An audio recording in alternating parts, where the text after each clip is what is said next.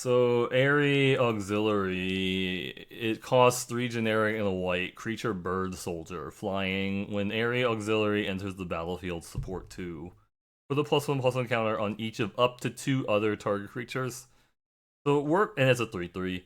So, like, support works similarly to things we've seen before, like, I guess recently, like Sterling Supplier. It can, like, buff other creatures, but not itself. This one can throw out 2 counters.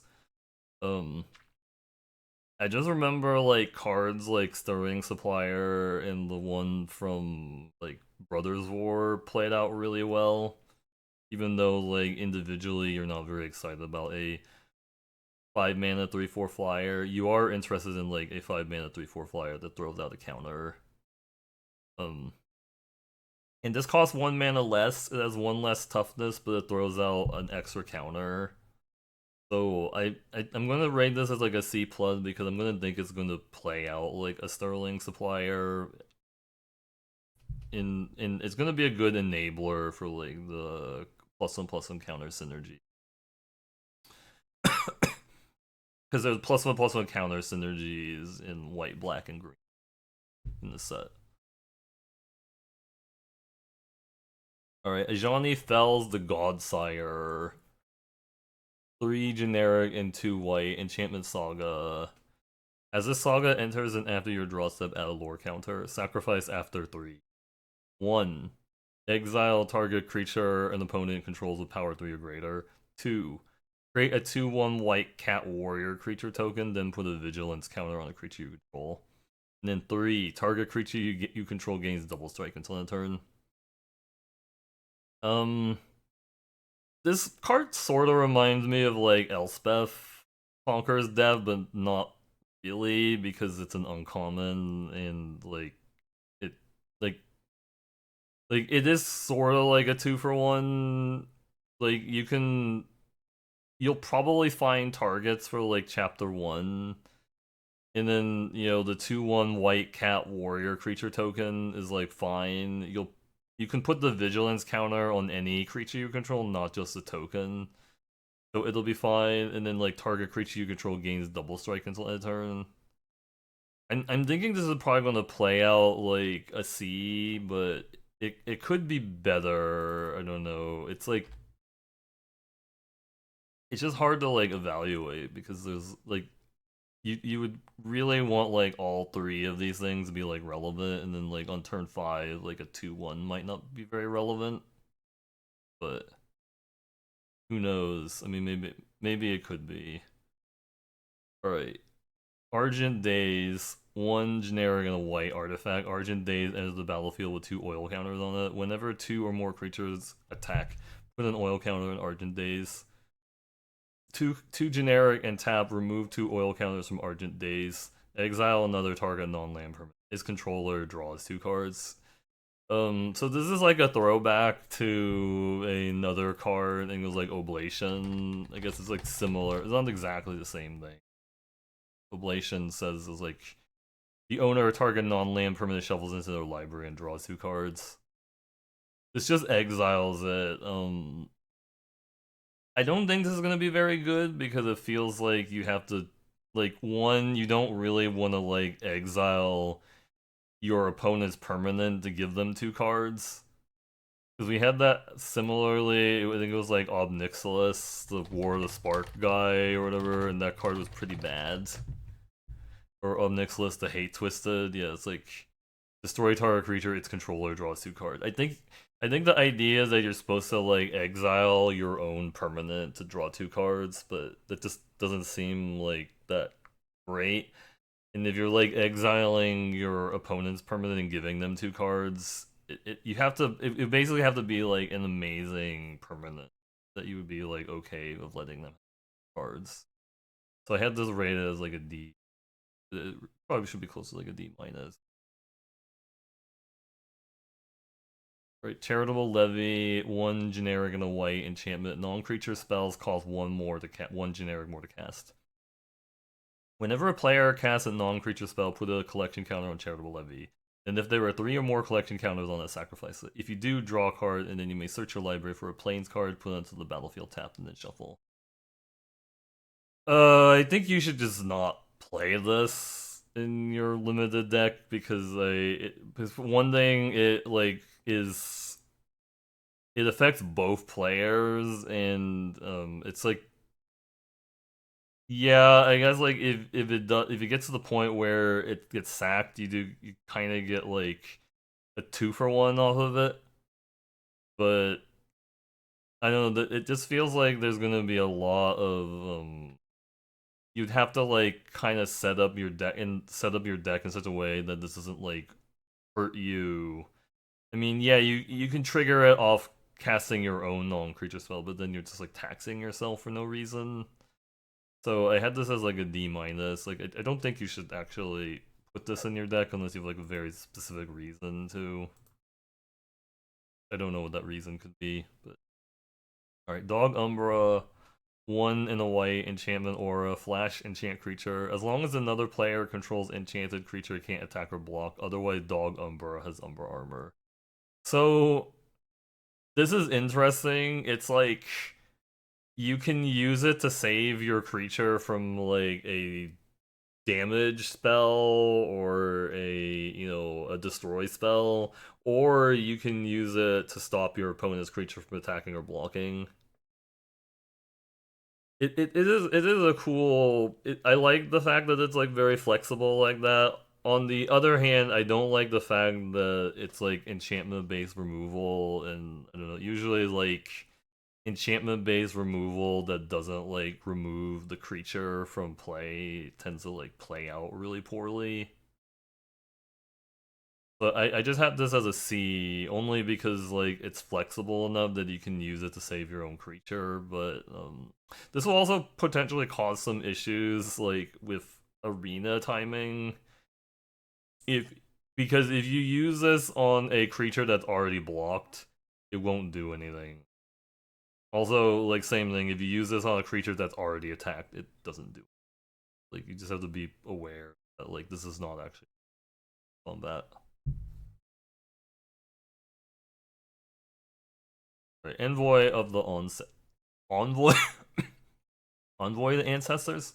Two generic and a white creature, human cleric. Outlast white. So pay white and tap for the +1/+1 counter on this creature. Outlast only the source. Modified creatures you control have lifelink. Now I think this card is really good. Like it, like I remember Abzan Battle Priest. It was like a 4-mana 3/2 of Outlast, and it had a similar ability. And that card was like very good. This card seems like it's like very good, like in the right deck. I mean, the assumption is that you're playing this, you have like a bunch of equipment or counters or bestows. Because this set has like a little bestow or whatever auras, so that counts as like modified. So I had this rated as like a B because it's gonna be like probably result in some really big swingy games potentially, but we'll see. Essence Reliquary, 2 generic and a white artifact. Tap, return another target permanent you control and all auras you control attached to it to your owner's hand. Activate only during your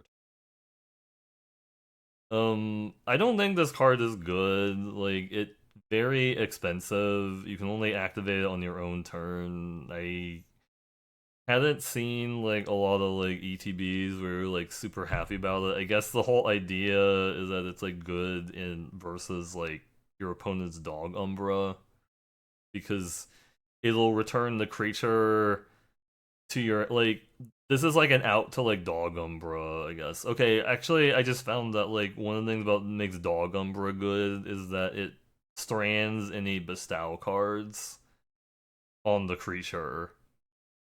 Like if your opponent puts like a bunch of bestow things on one creature and then you put a dog Umbra on it, they don't get to benefit from their bestow cards until they can remove.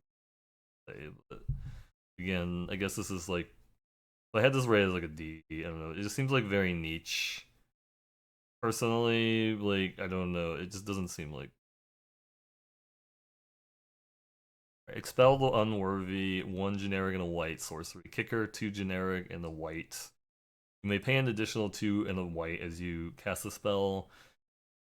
Choose target creature with mana value 3 or less. If the spell was kicked, instead choose target creature. Exile the chosen creature, then its controller gains life equal to its mana value. I had it rated as a C- because it's sorcery speed and it's gonna cost 5 mana to hit everything that you want to hit, and then they also gain life equal to the mana. It's definitely not Swords of Plowshares. I mean, I guess it gives mana equal to value and power.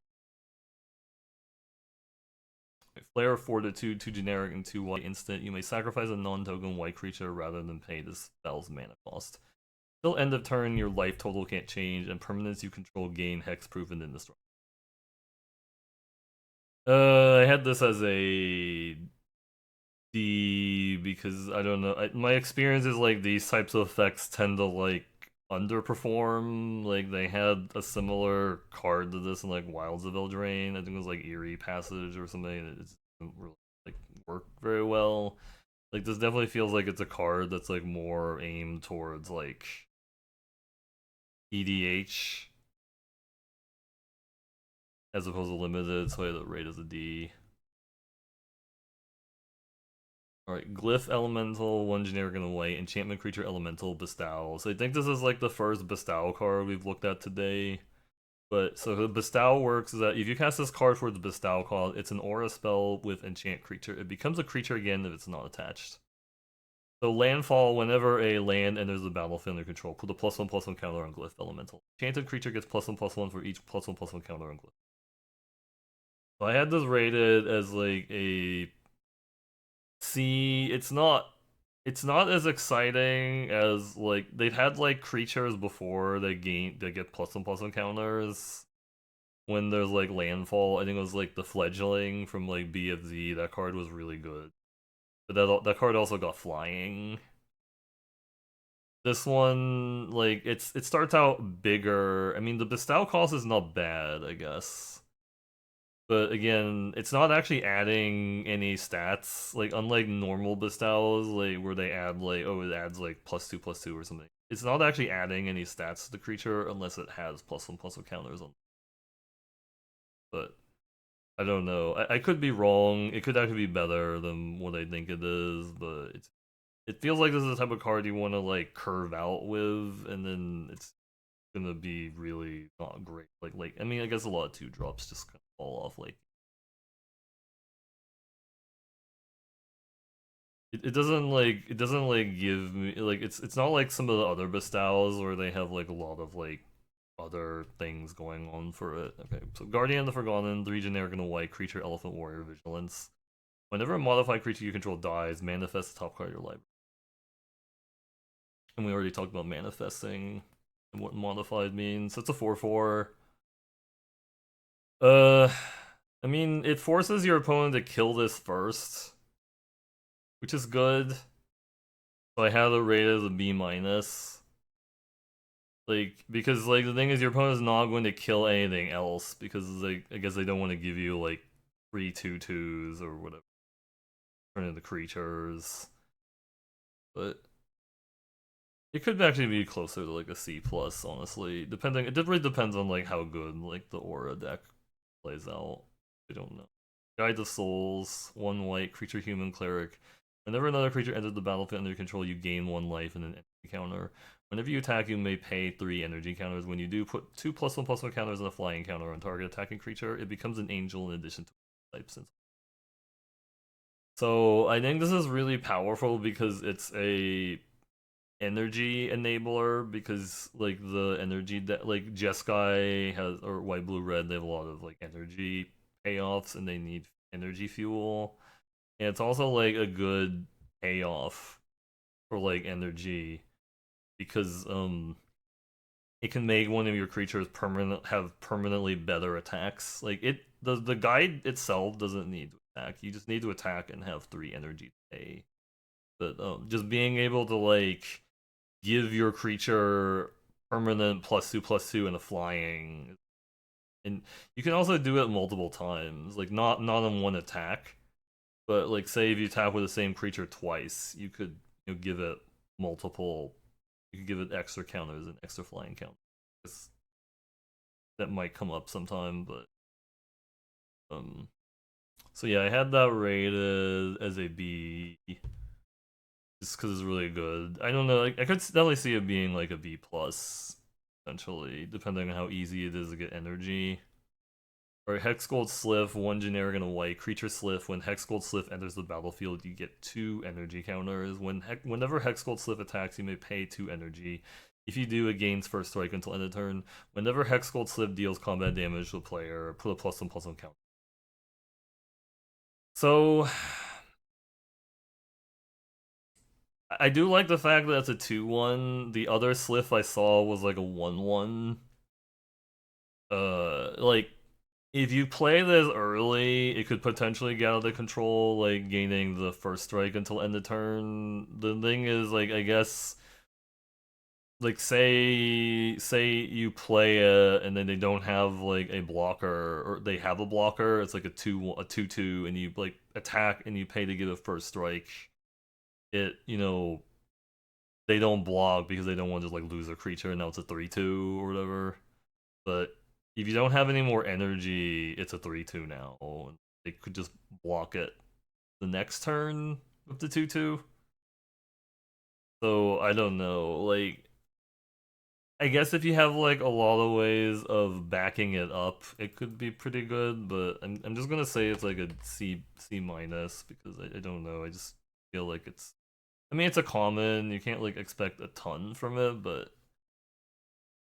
I don't know. It's like it doesn't really have like evasion inherently. You would need to like keep fueling it energy, or hope, or try to combo it with like removal spells to clear a path. Alright, Indebted Spirit, white. Enchantment creature spirit, bestow 2 generic and a white. If you cast this. Oh, I already went over that. So Afterlife 1, when this permanent points to a graveyard from the battlefield, create a 1/1 white and black spirit creature token with flying. An enchanted creature gets +1/+1 in Afterlife 1. I just had like C. It's kind of like Doom Traveler. It can turn one of your creatures into a Doom Traveler, and then when that creature dies, it turns into Doom Traveler. I mean, that's fine. It's not like super exciting. I guess the flying creature is a good thing to put other bestowals onto.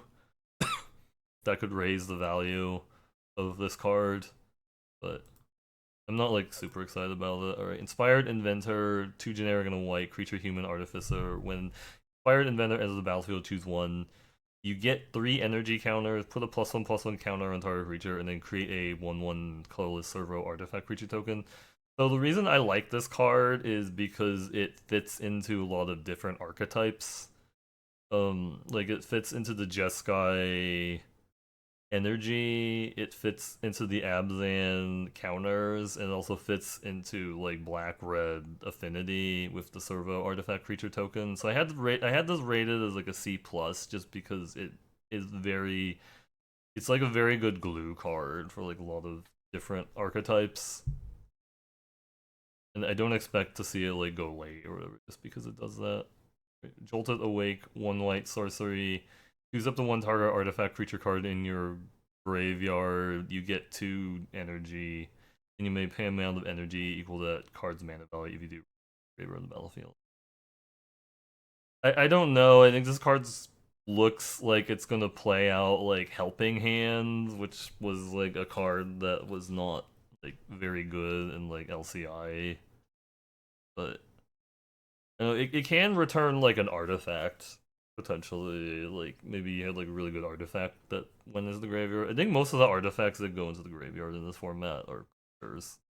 Like, maybe this text doesn't matter. This is probably more of a construct. I had it. It's like C minus.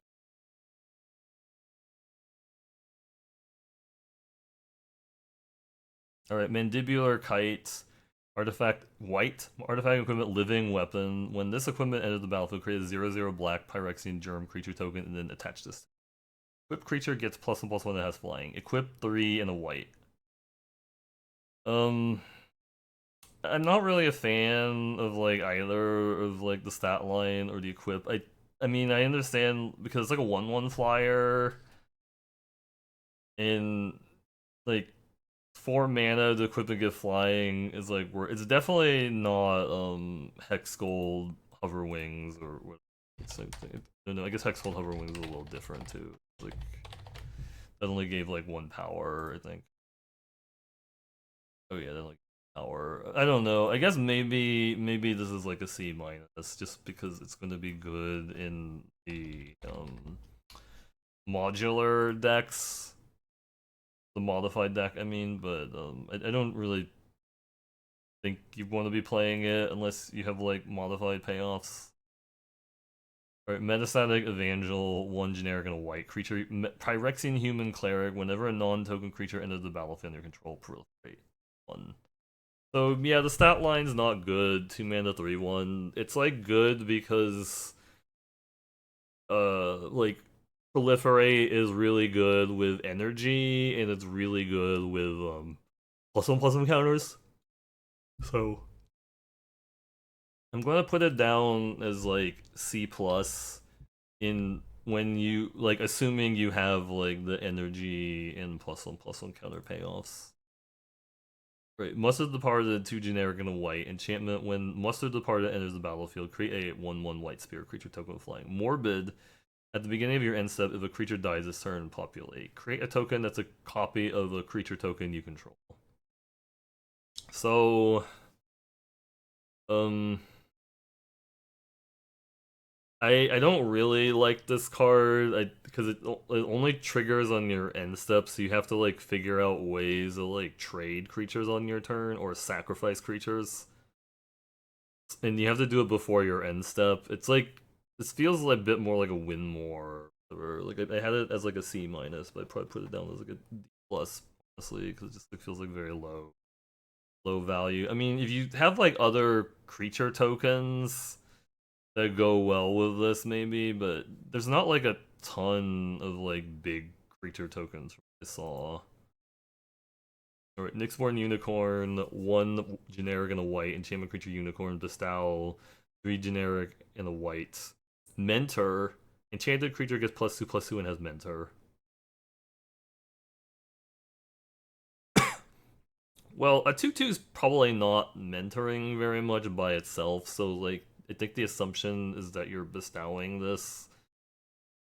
Um you could kind of potentially go off if you go like 2-drop, 3-drop, bestow your 3-drop or your 2-drop and attack with both or whatever, and then one of them grows. I mean, I guess that's like the play pattern that's like good here.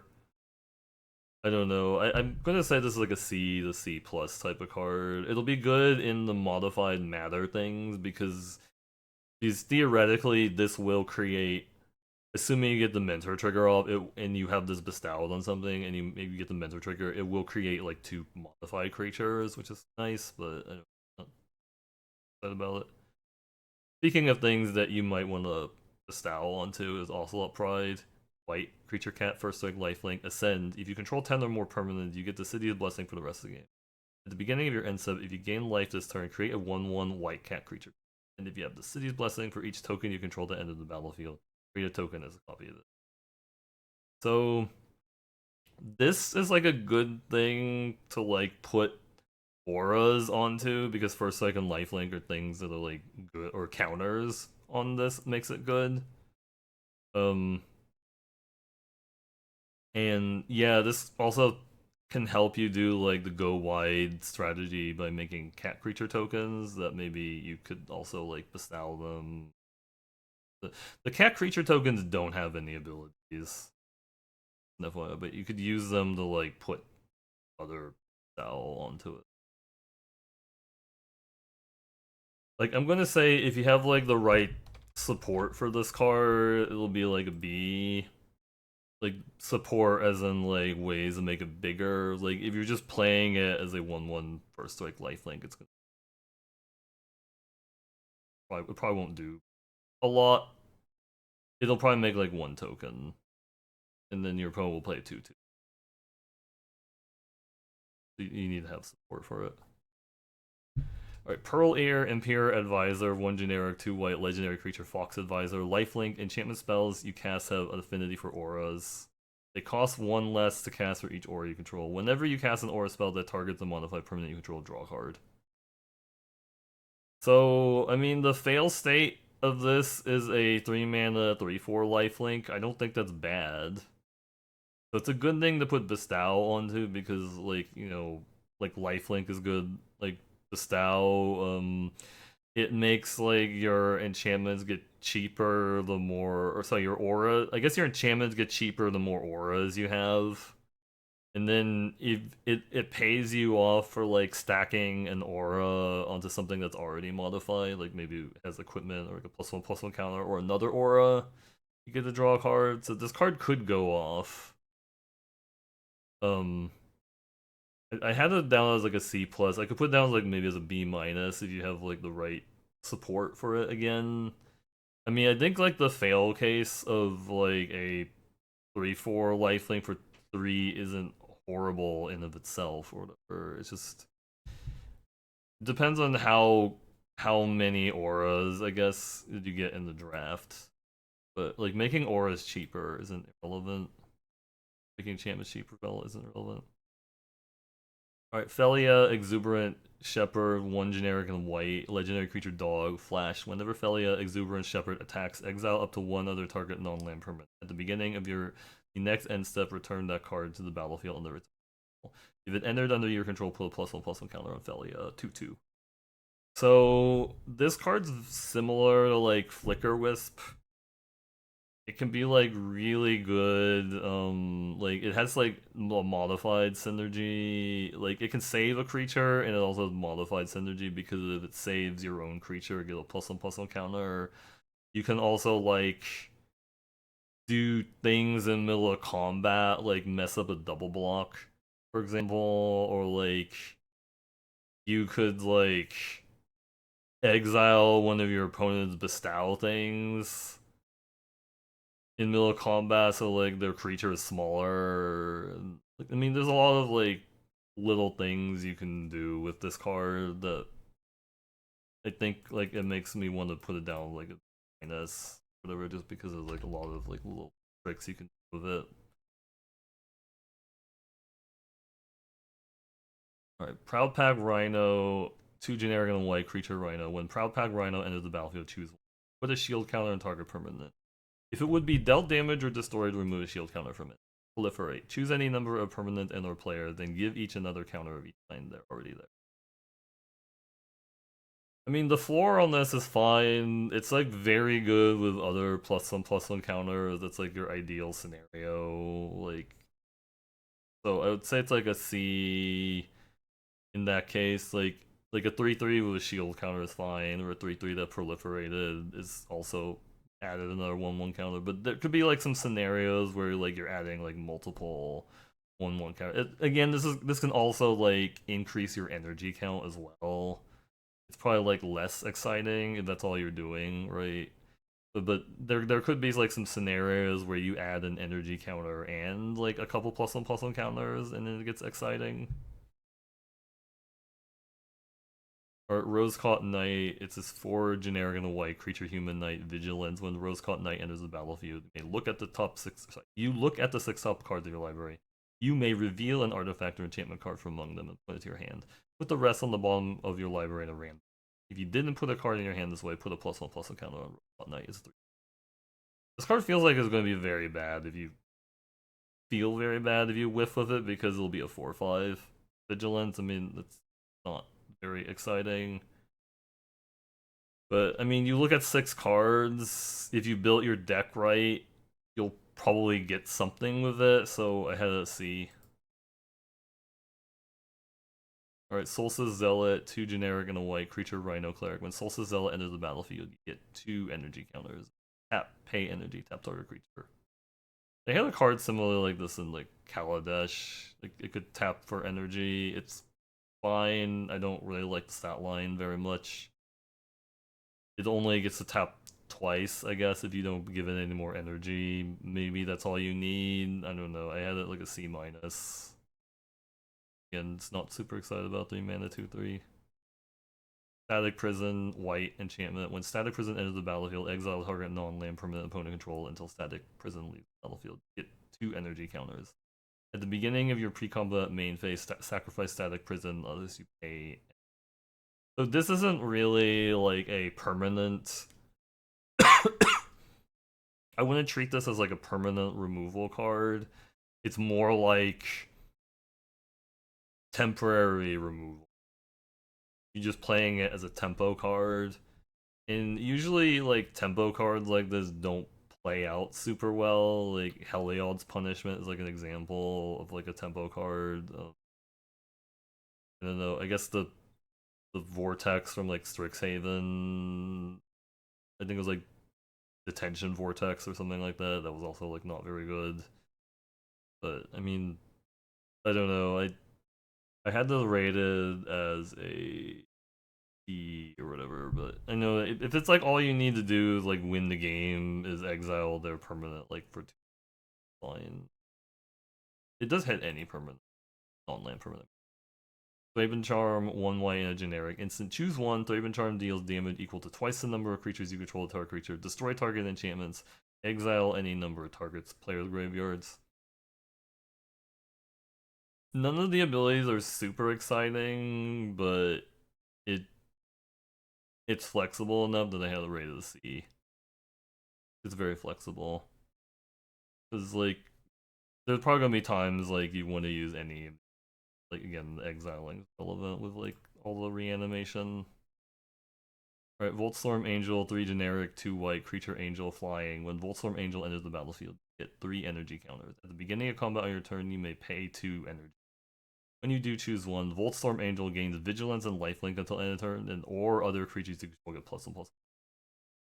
Now this card is really strong, like can be really strong. It's like, okay, pumping your like the floor of 3 mana, sorry, 5 mana 4/4 flyer is fine, but like team pump, like if anyone remembers like the Dawn Feather Eagle, Kaladesh, and then the next turn you can give a vigilance and lifelink, so it'll be like a 4/4 vigilance lifelink flyer. That's also really strong. Like assuming so yeah, I would say there's like a it's definitely a very good energy payoff slash finisher. So put this as like a B minus. Then White Orchid Phantom, double white, creature spirit knight, flying first strike. When White Orchid Phantom enters the battlefield, destroy up to 1 target non-basic. Its controller may search their library for a basic land card, put on the battlefield, tap, and then shuffle. Um, I'm just gonna rate this card as a 2/2 flying first strike. Like destroying a non-basic fine. Adder. Unlimited. I think I had that as a C plus. I don't know. It could. It's like a C plus. Actually, there's a lot of flyers that have like 2 toughness that can hold them off. It's kind of cool, but it's probably just fine as like if you just rate it as a 2/2 flying first striker, not bad. I wouldn't say it's like bomb. It could be closer to like a B minus, depending on how aggro your deck is. Also, yeah, you could put Bestowals on it, flying in for Bestow. Alright, wing it. 1 and a white instant target creature gets +2/+2 until end of turn. Put a flying counter on it, scry 1. They had a card like this in Ikoria. I think it was like Sudden Wings, or I forgot what it was. But it was like Spontaneous Flight. I'm just gonna put it as a C minus because I don't know. I just don't. I'm not like super excited about this type of combat trick, even with scry 1. Then Wrath of the Skies, X and 2 white sorcery. You get X energy counter, and then you may pay any amount of. Destroy each artifact, creature, and enchantment with mana value less than or equal to the amount of energy paid this way. I like this card a lot because it's a scalable board wipe. The downside is that like if your opponent has like really expensive permanents, this might not do it. But I have the fact that it's like scalable means you can kill all your opponent's small things and keep your stuff alive.